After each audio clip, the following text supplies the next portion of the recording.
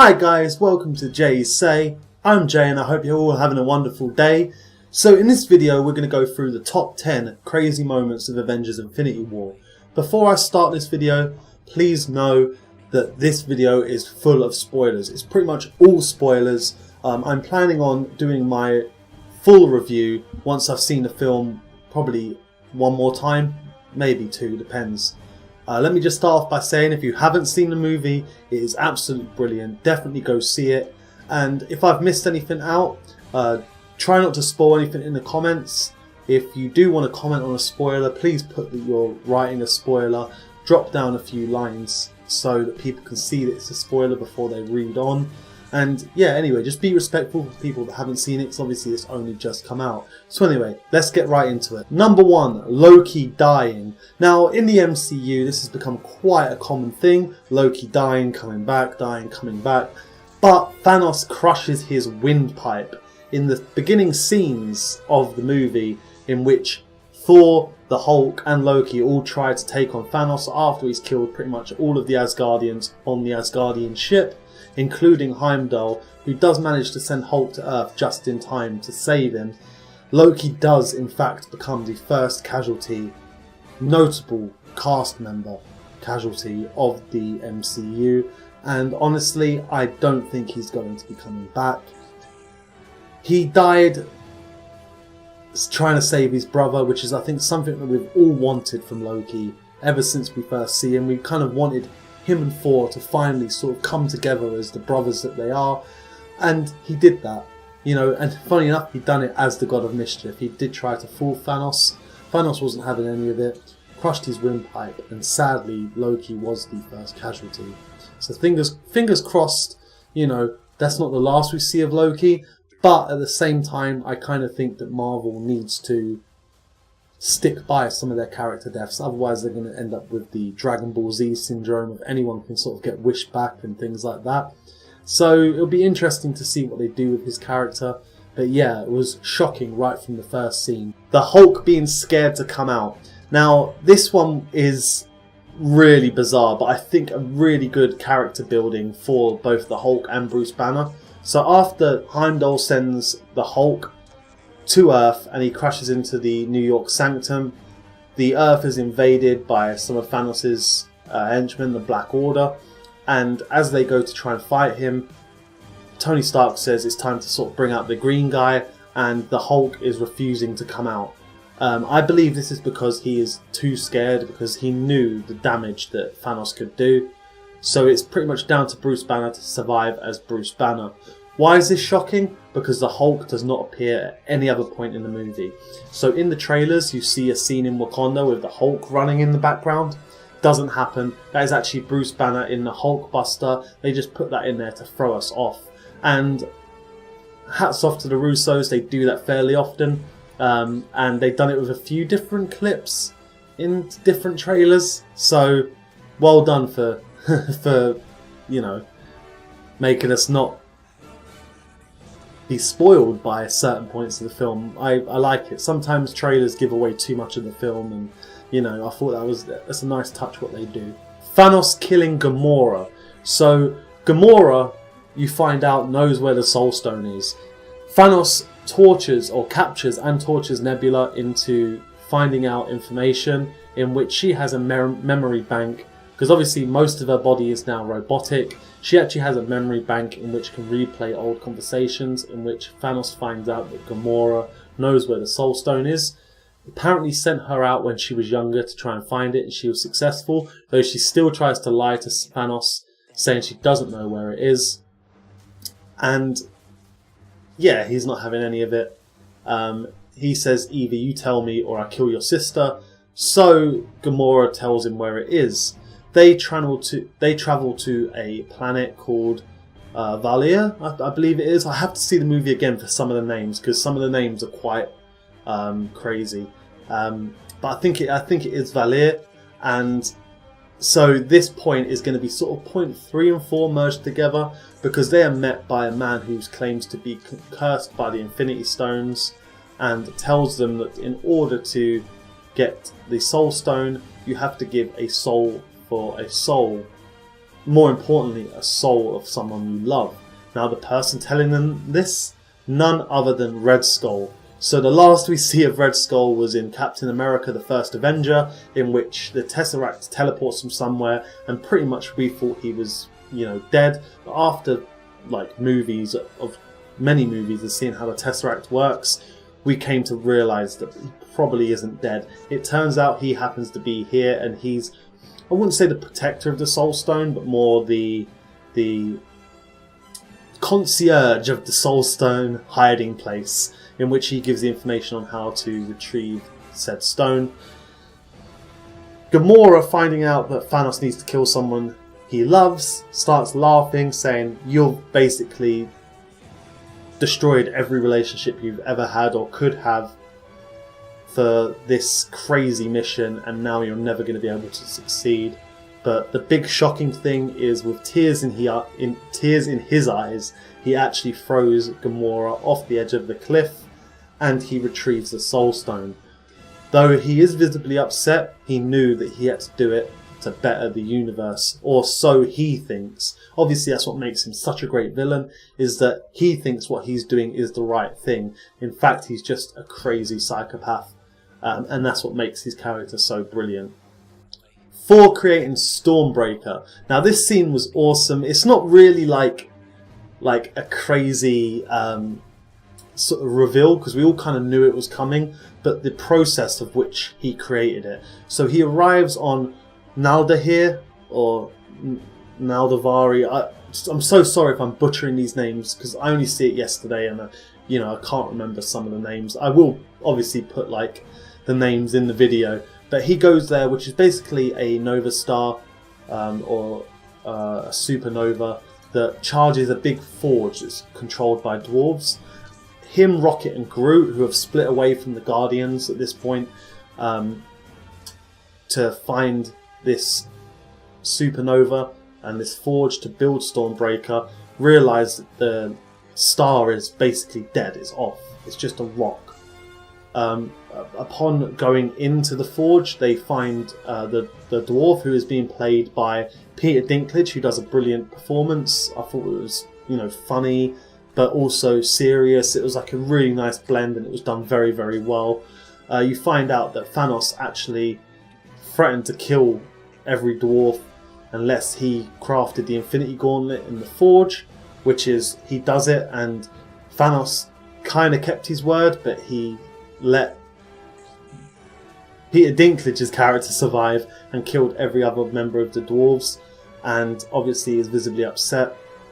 Forge is like, I need to form Stormbreaker, and the dwarf is like, where was Asgard? Asgard is meant to protect us. Obviously Thor tells him what happens, but all the Asgardians were killed, and Asgard itself was destroyed. So he understands, and he tells Thor how to go about restarting the forge. Basically what he has to do is create enough momentum to get the coils around the star spinning, and what he does is like he used to do with Mjolnir, he spins Rocket's ship, throws it into space, and gets Rocket to power the blasters on the ship, grabbing onto the coils of the star and spinning them, booting up the star. The only problem is that now the star's lit, the lens of the forge itself is broken and needs to be held open. So Thor himself, grabbing the lens and pushing them open, just like we see in the trailers, is actually getting hit by a basically star. Like, basically, you can imagine how hot that must be, holding it open for 2 to 3 minutes whilst the metal in the forge melts. He luckily manages to do it, and Stormbreaker is created.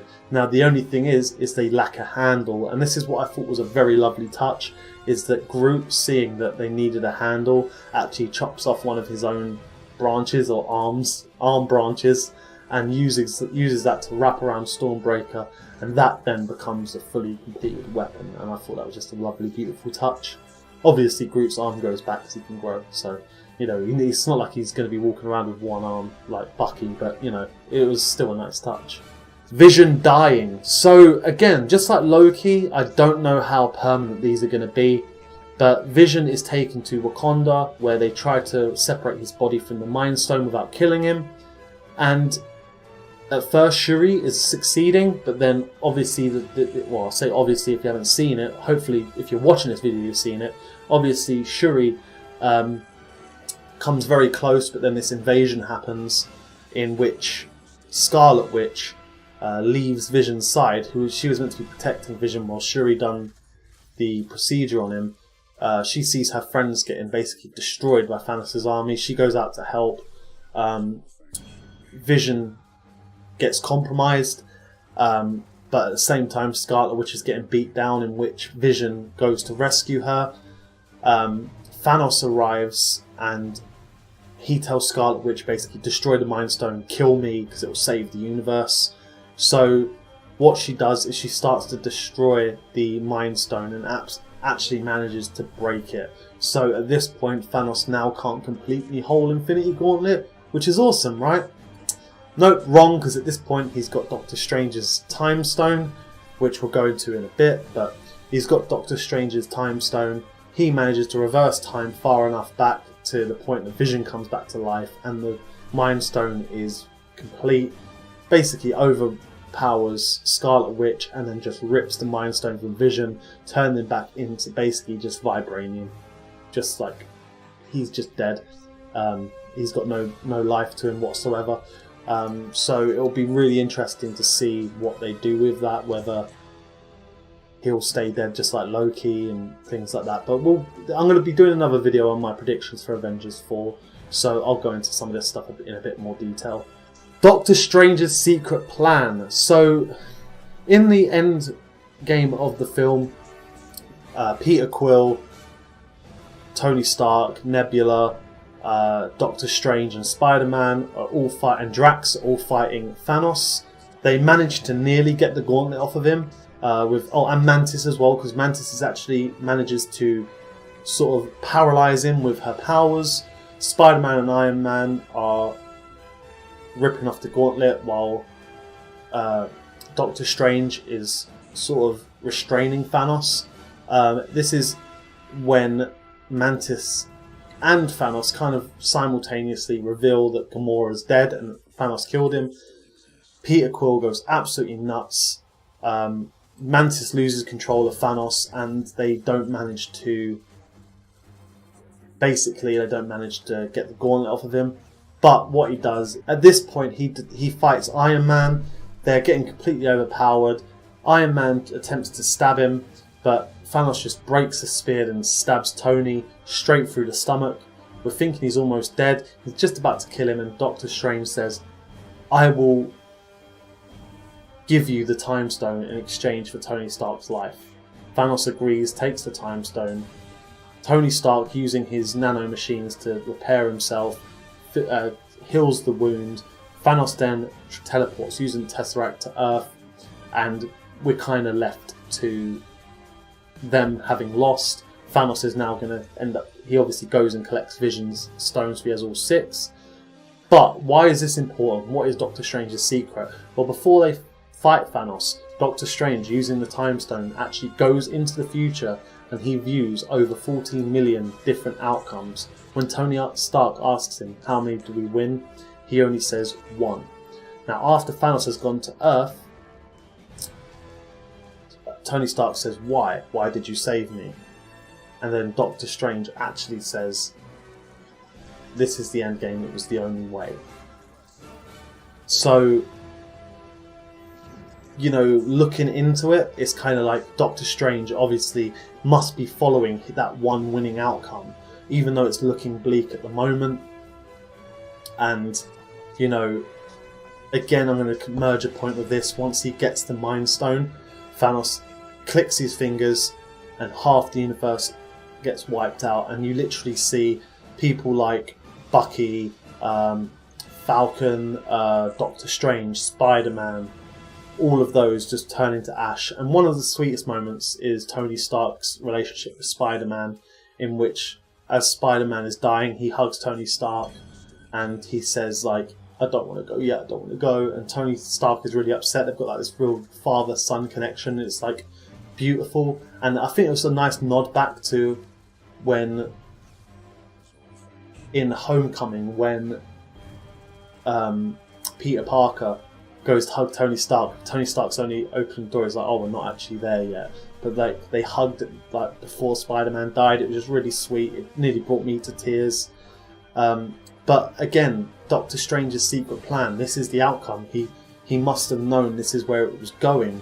Doctor Strange, although was trying to get the gauntlet off at certain points, knew that probably if they failed the fight with Thanos, that there was another option, and I believe that another option was giving Thanos the Time Stone and playing out a certain level of events, and that's what he done. I don't think he would have given up the Time Stone quite so easily if he didn't think it was the only way.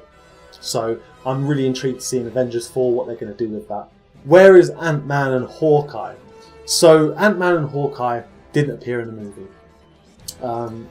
When asked in press conferences and things like that, the Russos and Kevin Feige refused to question or comment, on where these two characters were. They were briefly mentioned in the film, saying they're on vacation with their families. I want to do a proper video on this. Again, probably it'll be my Avengers 4 video, because I think there's a bit more than meets the eye to where those two characters are. I believe it has something to do with something that does happen in the comics of Ant-Man being able to go subatomic to the point he can travel into the future. And I think this may be something that Doctor Strange may have seen, and it may all link together. I know it's a very small one, but it is a bit crazy they weren't in it, but I believe that there will be a payoff as to why they weren't in it. Captain Marvel's end credit sequence. So in the end credit sequence, Maria Hill and Nick Fury are driving. They get into a car accident to find that there's no driver, and then Maria Hill and Nick Fury start crumbling to ash just like the other characters did. And just in the last moment, with an old school pager that's kind of modified, he manages to send a sort of an SOS message. And just as one of the brilliant things is, just as he's turning to ash, he's just about to say "motherfucker," just like sort of in classic Samuel Jackson, but he like kind of disintegrates before he's able to do it. As the pager drops, you see the Captain Marvel insignia on it, which obviously for most of you that don't know, Captain Marvel is one of the next Marvel movies to come out, so hopefully we'll learn a bit more about her, but she's definitely going to be in Avengers 4, it's been confirmed, so she'll have a role to play in it as well. Anyway guys, these were my sort of top 10 crazy moments. I hope you enjoyed the video. If you did enjoy the video, don't forget to drop a like on it, subscribe if you're new. This is a brand new channel, so expect a lot more things to come in the future relating to not only the MCU, but Game of Thrones, video games, books, manga, anime, all sorts of things. So this is kind of a place where we can all chill out as nerds and have a reasonable and happy discussion about the things we love. Anyway, for now, I've been Jay. Have an awesome day. Peace!